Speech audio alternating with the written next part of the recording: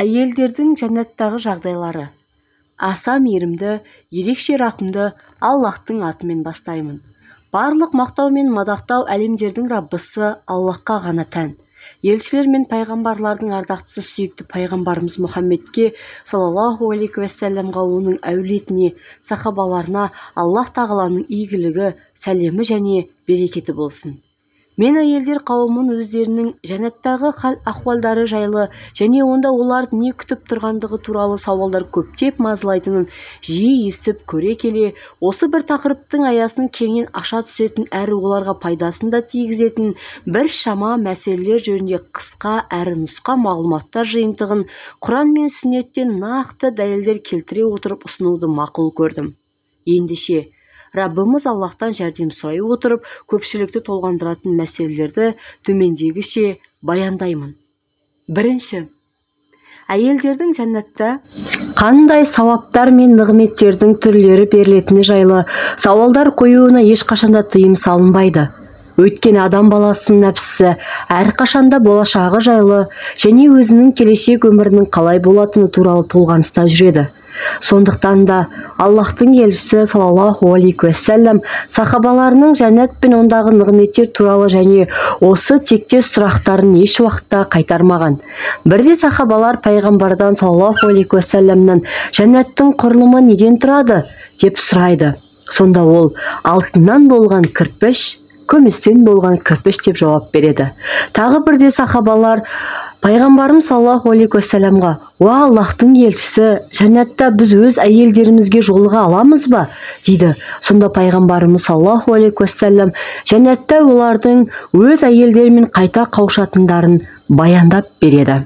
Екінші, расында адам баласының нәпсісі, мейлі ол ер адам болсын, мейлі ол әйел адам болсын, жәннат және оны қоршаған нығметтер мен ләззаттар туралы сөз болған кезде оған құмартып, қызығушылығы мен ұмтылысы арта түседі. Бұл әрине жақсы. Бірақ ол қызығушылықтарымызды, ұмтылыстарымызды ізгі амалдармен ұштастырмастан жалған армандаулармен ғана қалдырып қоюымыз дұрыс емес. Себебі Аллах тағала мүміндерге: "Міне, бұл сендерге амалдарың себепті мұра етіп берілген жәннат" дейді. Зухрух сүресі 72 аят. Ендеше әрбір адам жәннат туралы хабарларға өз нәпсісін қызықтырып, онысын ізгі амалдар жасауы мен қуаттай түсуі қажет. Үшінші, шын мәнінде жәннат пен оның нығметтері тек қана ерлерге арналмаған. Керісінше олар жәннат пен нығметтері Аллах тағаланың бізге, Раббыларының жарылқауына және тақуалар үшін әзірленген кеңдігі жер мен көктей жәннатқа асығыңдар. Әл-Имран сүресі 133 аят деп хабарлағанындай, ерлер мен әйелдерге ортақ, яғни ер әйелдердің ішіндегі тақуаларына арналған. Сондай-ақ Алла тағала Құран кәрімде: "Ер немесе әйелден кім мүмін бола тұрып, ізгі амалдар істесе, міне, солар жәннатқа кіреді, әрі титтей де әділетсіздікке ұшыратылмайды" дейді. Ниса сүресі 124 аят. Төртінші, әйел адам жәннатта нендей жағдайларға кездесетіні немесе онда қандай бар, қайда баратыны сияқты тағы басқа көптеген сауалдарға бой ұрып, өзін әбігерлікке салудың қажеті шамалы. Керісінше оған өзінің жәннатқа кірісімен басынан өткен әрбір қиыншылық, ауыртпалық пен бақытсыздықтың жоғалатыны және оның мәңгілік болатын бақытқа қол жеткізетіндігін білгені жеткілікті. Сондай-ақ Алла тағаланың жәннат туралы Құран кәрімде: "Жәннатта олар шаршамайды да, одан шығарылмайды да." Хижр сүресі 48 аят. Онда көңілдері қалайтын, көздері қызығатын дүниелер бар. Сендер онда мәңгі қаласыңдар. Зухрух сүресі 71 аят деп айтқан сөздерін жадында сақтауы жеткілікті.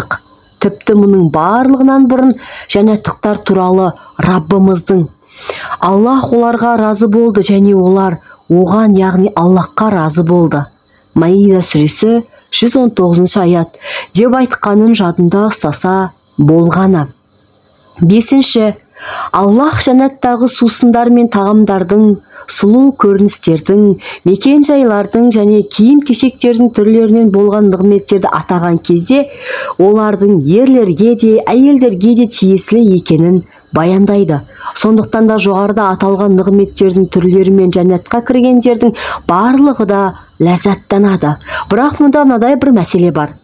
Аллах тағала ерлерді жәннаттағы нығметтерге бөле келе, олардың жәннатқа деген қызығушылықтары мен ұмтылыстарын ондағы хор қыздары мен көрікті әйелдердің атауымен арттыра түсті.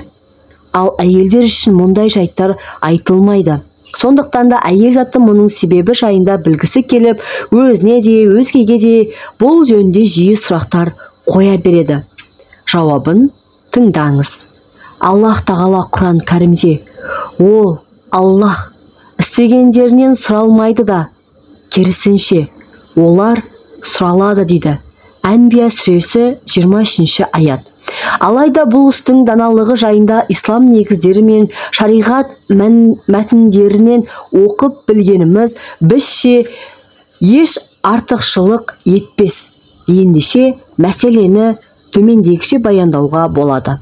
Бірінші, расында баршаға белгілі болғандай, әйел адам табиғатынан ұяң әрі ұялшақ келеді. Осы себепті де Аллах тағала әйелдердің жәннатқа қызықтырған кезде олардың ұялатын тұстарын атамайды. Екінші, шын мәнінде әйел затының ерлерге деген қызығушылығы ерлердің әйел адамға деген қызығушылығындай емес. Осы себепті де Аллах тағала ерлерге жәннат әйелдері туралы айтып қызықтырған. Бұл жөнінде пайғамбарымыз саллаллаху алейхи уассалам: өзімнен кейін ерлер үшін әйелдерден артық зиянды фитна қалдырмадым деп айтқан. Ал әйел адамның киім-кешек пен зергерлік, алтын күміс бұйымдардың көріктілігіне қызығушылығы ерлерге деген қызығушылығынан әлде қайда жоғары. Өйткені жылтырақ атаулының бәрі де солар үшін жаратылған. Бұл жайында Аллах тағала: моншақ ішінде тәрбиеленіп, өз дауын түсіндіріп айта алмайтын біреу ме дейді. Зухрух сүресі 18 аят. Үшінші, әйгілі ғалым Ибн Усаймин, Аллах оған рахым етсін, Аллах тағала Құран кәрімде ерлер үшін жәннатта жұбайлары болатын атауының себебі әйел адамның өзіне жұбай болатынын талап етуші әрі оған көңілі ауышы дәл осы ер адамның өзі. Міне осы себепті де жәннатта ерлер үшін әйелдердің бар екені баяндалады да, әйелдер үшін жұбайлардың болатыны айтылмады. Бірақ мұның түйіні жәннатта олардың күйеулері болмайды дегенді білдірмейді. Керісінше одан да әйелдердің адамзат баласынан жұбайлары болады дейді. Алтыншы, әйел адамның халі фани дүниеде мына 6 жағдайдың шеңберін аспайды. Олар: бірінші, яки ол тұрмысқа шықпай тұрып дүние салады. Екінші, немесе ол күйеуінен талақ етілгеннен кейін келесі бір адамға тұрмысқа шықпай тұрып дүниеден өтеді. Үшінші, ол тұрмыста болады, бірақ Аллах сақтасын, оның күйеуі онымен бірге жәннатқа кірмейді. Төртінші, тұрмыс құрғаннан кейін дүние салады. Бесінші, не болмаса оның күйеуі қайтыс болады да, кейін ол өзі өмірден озғанынша тұрмысқа шықпайды. Алтыншы, яки оның күйеуі қайтыс болып, кейін ол басқа бір ерге тұрмысқа шығады. Неки бұлар әйел адамның бұл дүниедегі хал ахуалы, жағдайы. Ендеше жәннатта да осы аталған ахуалдардың әр біріне қарымта ретінде келетін жағдайлар бар. Олар мынадай: бірінші, тұрмысқа шықпай тұрып дүние салған әйел туралы айтар болсақ, Аллах оны жәннатта бұл дүниелік адамдардан болған бір ермен үйлендіреді. Бұған пайғамбарымыздың саллаллаху алейхи уассаламның жәннатта бойдақ адам болмайды деген сөзі дәлел. Ғұлама Ибн Усаймин, Аллах оған рахым етсін, әйел адам бұл дүниеде күйеуге шықпаған болса, Аллах тағала оны жәннатта өзінің көңілі тартқан ерге тұрмысқа шығарады. Өйткені жәннаттағы нығметтер тек ерлерге ғана арналмаған. Олар ерлерге де, әйелдерге де тиесілі. Сондай-ақ ондағы нығметтердің қатарына үйлену де кіреді дейді. Екінші, талақ етілгеннен кейін дүниеден өткен әйелдің жағдайы да солай болады. Үшінші, күйеуі жәннатқа кірмеген әйелдің жағдайы да дәл осы сияқты болады. Шейх Ибн Усаймин, Аллах оған рахым етсін, әйел адам тұрмысқа шықпай тұрып дүниеден өтсе немесе оның күйеуі жәннаттықтардан болмаса, онда ол үшін жәннатта үйленбеген ерлер бар дейді. Яғни солардың бірі онымен үйленеді. Төртінші, ал тұрмысқа шыққаннан кейін қайтыс болған әйел жәннатта сол өзі некелігінде болған күйеуіне тиесілі, яғни ол дүниеден озар сәтіндегі бірге өмір сүріп жатқан жұбайынікі. Бесінші, ал күйеуі қайтыс болып, кейін өзі өмірден өткенінше тұрмысқа шықпаған әйел жәннатта сол күйеуінің әйелі болады.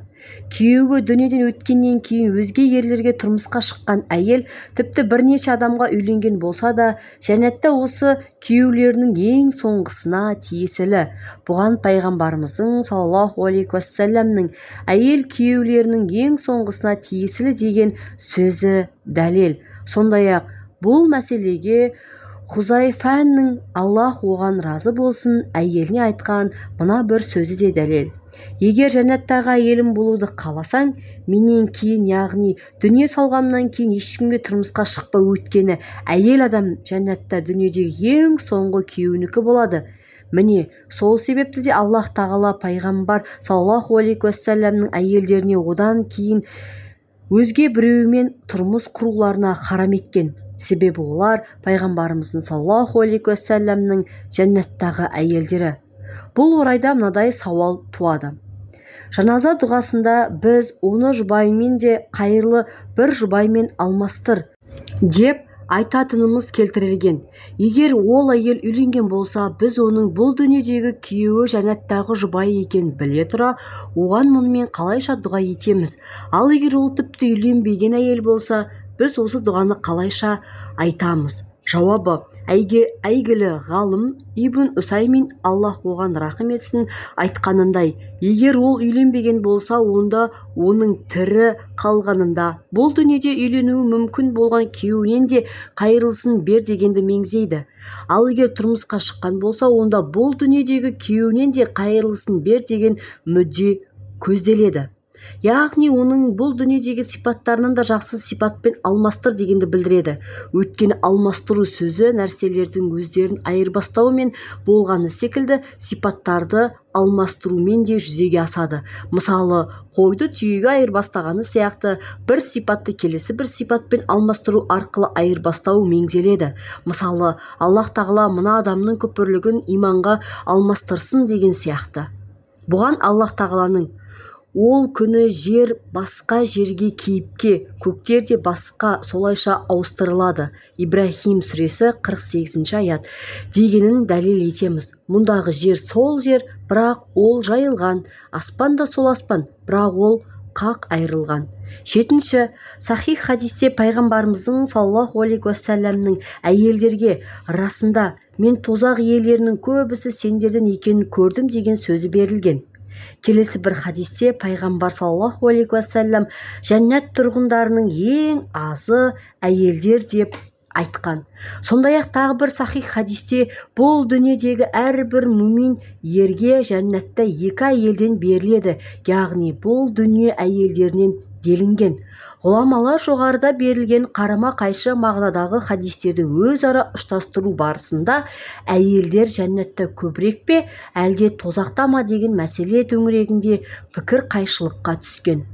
Ғалымдардың кейбірі әйелдердің ерлерге қарағанда жалпы көптігі себепті жәннаттықтардың көбісі әйелдер болады және сол сияқты тозақтықтардың да көбісі әйелдер болады десе, қади ғият адам баласының көбісі әйелдер деген. Ғұламалардың бір тобы жоғарыда келтірген хадистер бойынша тозақтағылардың көбісі әйелдер, ал жәннаттағы әйелдер хор қыздармен, әл-хур, әл-айындармен бірге отырып, жәннат иелерінің көп бөлігін құрайды. Сөйтіп, жалпы әйелдер жәннатта ерлерден де көп болады деген. Келесі біреулері, бәлкім олар бастапқыда тозақтықтардан басын бөлігін құрайды. Сосын мұсылман әйелдер одан шыққаннан соң жәннаттықтардың көбісі әйелдер болады деп айтқан.